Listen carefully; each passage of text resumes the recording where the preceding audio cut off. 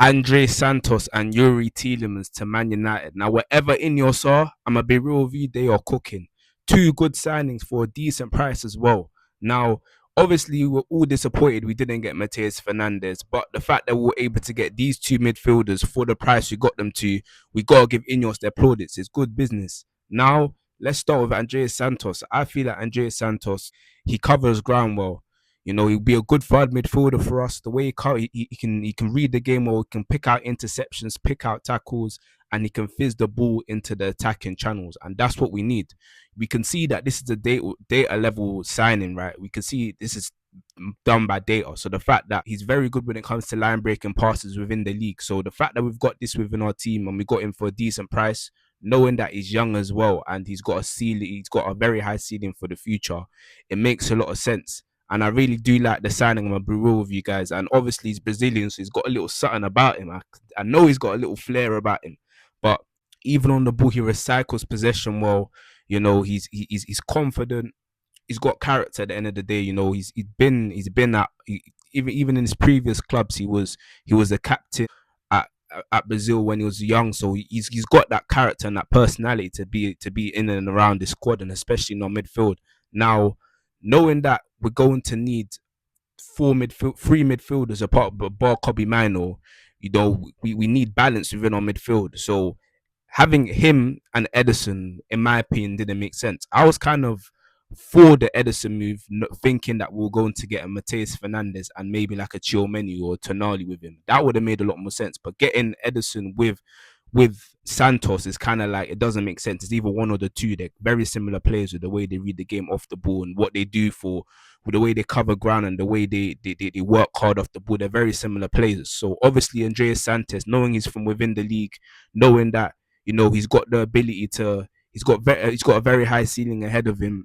It makes more sense to get him because obviously with Edison, as good as decent as he is, he's in the Serie A at the end of the day, and he's what 28, 27. He's not got a high ceiling ahead of him. You know, he's kind of restricted when it comes to that. So Andreas Santos is a decent signing, man. Like I'm looking forward to seeing him play for us. And obviously he knows players like Cunha in the team. And even at Chelsea, a lot of Chelsea fans, a lot of my Chelsea friends were also saying how like he's really, really underrated. Obviously, he's not the best he's not very, very good looking on the ball. He's not gonna get the ball and get past like three, four guys and pick out a mad pass. He's not that. But again, the way he recycles possession, the way he gets the ball into the attacking areas, into the attacking channels, this will be good for us because as you saw last season with a lot of our players like Cunha, like Ahmad, like Bruno, a lot of them were dropping in deep to collect the ball. So the fact that we have someone that can get the ball into those channels, and he's a third midfielder, it's not like he's going to start every game and he's very young. It makes a lot of sense, and I'm for it really and truly. And the fact that, you know, it was 50 million pounds with add-ons is a good signing. You know, is a good signing, and I do like the signing. Now, obviously, there are concerns about him on the ball, his dribbling, his athleticism, but that's why we need different profiles in the team. It needs to be balanced because if we were to get a six, let's say we were to get a Kone or a Baleba, they provide that. They provide the athleticism. They provide the somewhat dribbling techniques in the engine going forward. So not every midfielder in our team has to all be the same. Like it's different profiles at the end of the day. What Santos brings for us, you know, the way he can get the ball into the final third, that is very important for us. And that goes on to my next point. You know, with Yuri Tielemans, I think Yuri Tielemans is a good player. And obviously he's from within the league. He's been in the league the past couple of seasons. But one thing about Yuri Tielemans, which is going to be very important for us, is the progressive passes. Last season, we didn't have no one that's a progressive passer like that. We have Kobe Mano, but Kobe Mano, we know he's gonna get the ball from the first line of press. We know he's very effective in the midfield with the way he reads the game. But in terms of progressive passes and making that through ball consistently, he that's not Kobe Mano style. So getting in the Yuri Tielemans, who we know that is his blueprint, that is his identity, you know, on the ball, progressing it far forward, is a very good signing. And especially knowing that we got him for £35 million after missing out on Mateus Fernandez is a still really and truly. And, you know, he's within the league, so it's not like we have to wait for him to really fit in. And Miami, I'm actually going to read some of his stats. You know, he in terms of accurate passes, he got 85% pass completion rate per game last season. 8.9 line breaking passes per match.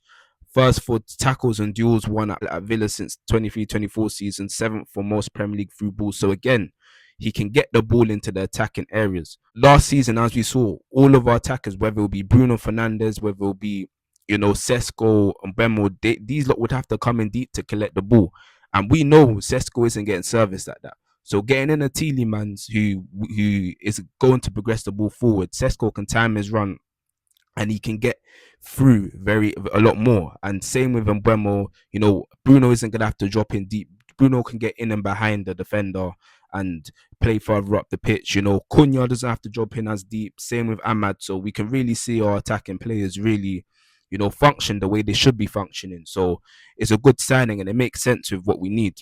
And obviously with Tielemans, technically we know he's a good player. Technically, we know that he can drive the ball well. He might not be the best per se dribbler in terms of in terms of pace and speed, but technically he's to a good enough level to the point where he can actually get full ownership of the ball when he's driving the ball forward. So yeah, man, it's a good signing. It's a good signing, and obviously his experience. He captained Belgium. I'm sure we've all seen the World Cup where Belgium played against Senegal and they got that win. So we can see the quality he brings into the team, and having him, especially the price he paid for him, is a good signing. Really and truly, it is a good signing.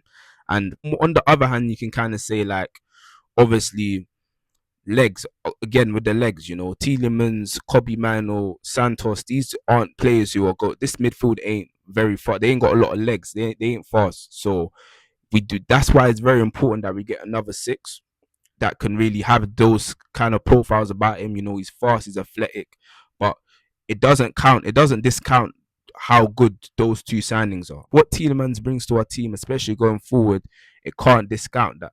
And this guy is, we know he's cold. We know what he's going to bring into the team. And with Yuri Tielemans and Santos, they work hard off the ball. So bringing them into the team, they'll help a lot when it comes to pressing the midfield. And the fact that they can get the ball into the attacking channels, that we can press whoever we're playing against and get it in and attack back.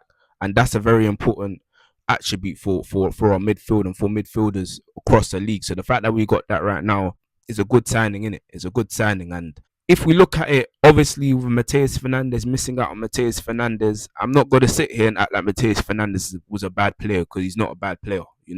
I was a big fan of Mateus Fernandes, very young, and he can progress the ball forward. He's got athleticism about him. But the fact that we lost out on that and we got back getting two good midfielders who are both together the same price as Mateus Fernandes, and they're actually data driven signings, so we can actually see what they bring into our team and how they'll help our attack and help us defensively. Is a good signing, isn't it? They're two good signings. We can't look past that, regardless of what we think of missing out on Mateus Fernandes and all the other midfielders we've actually we've been linked with this transfer window, and we just need to make sure we match them with a solid six. Now, with me personally, when it comes to the six, obviously we could either get a six that's sitting in deep, or we can get a six who's maybe a box to box midfielder and has got a little bit of athleticism about him. That's what I'd be looking for, the second option. And obviously, with INEOS, we never actually know. Like, these lot just pull out of nowhere with the signing. So it'll be bad to fully predict. It wouldn't make sense to fully predict who I think we're gonna get. But Kone, Baleba, these are all midfielders who are of high quality. And obviously, both of them having that aggression off the ball, having that physicality, having that athleticism going forward, they'll both be players who will fit perfectly into our midfield. Now, as I mentioned, we never know what INEOS are going to get, so it wouldn't make sense to fully predict it.